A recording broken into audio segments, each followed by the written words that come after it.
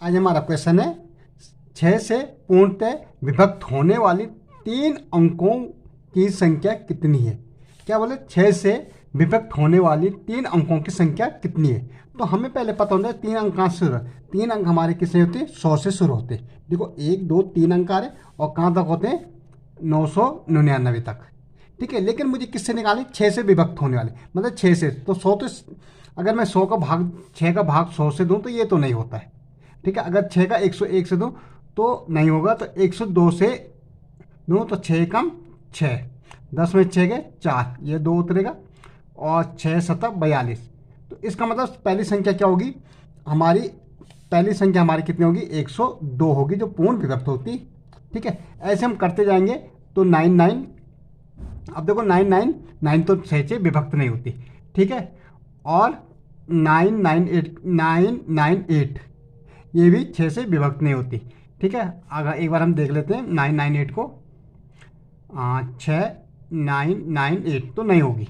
ठीक है, 997 भी नहीं होती, 996 इसलिए होती क्योंकि देखो 996 6 1 जा 6, 9 में से 6 गया 3, ये बच्चा 6 छक्का 36 होता है। 9 में 6 गए 6, 9 में 6 गए 3 सॉरी, और ये 6 तो छक्का 36 पूरा पूरा जा रहा।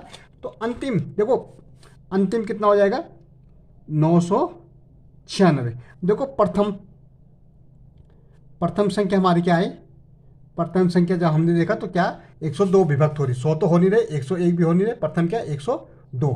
ठीक है, अंतिम हम देखेंगे अंतिम संख्या क्या कौन सी है जो विभक्त हो रही 3 अंकों वाली, 996।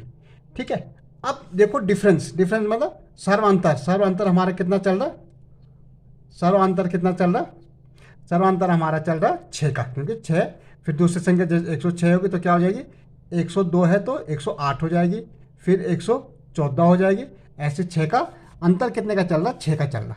ठीक है, अब हमें क्या निकालना 6 से विभक्त होने वाली कितनी संख्याएं हैं।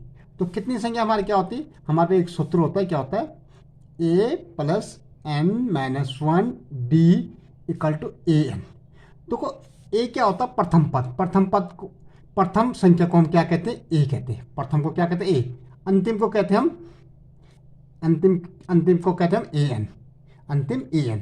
ठीक है, सर्वांतर क्या होता है, सर्वांतर का मतलब होता है डिफरेंस, कितना डिफरेंस। ठीक है, और n मतलब कितनी संख्या है, और n का कितनी संख्या है, कितनी संख्या होगी।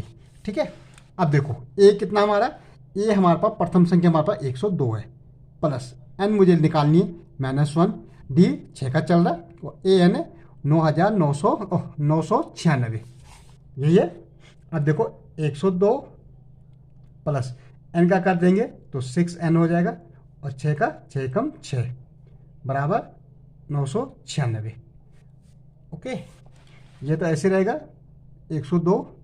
अब देखो खुलेगा 6n 6 और 996, 102 में से 6 गया, देखो 12 में 6 गए 6, यहाँ बचा 9 और 6n बराबर 996। अब ये 96 इधर चला जाएगा, 6n बराबर 996 - 96 हो जाएगा। तो n बराबर पहले तो 6n बराबर कितना आएगा 900 हो जाएगा यहाँ पे, क्योंकि 96 माइनस हो रहा। तो n बराबर 900/6 भाग में आ जाएगा। अब 6 से भाग दे दो। ठीक है, 6 कम 6, 9 में 6 गए कितना 3, ये 0 तो रहेगा, 6 पंजे 30, और ये वाला 0 तो यहाँ चला जाएगा। तो n बराबर कितनी है 150। तो हम समझ गए कि हमारा कितना है 150, मतलब 102 से लेके 100 से लेके 999 तक 999 तक कितनी संख्या है ये 150 जो 6 से विभक्त हो जाती है। जैसे एक 102 हो जाएगी, 108 है, फिर 114 है, ऐसे चलती रहेगी। ठीक है, 120 है, कितनी है ये 150 संख्याएं हैं। ओके।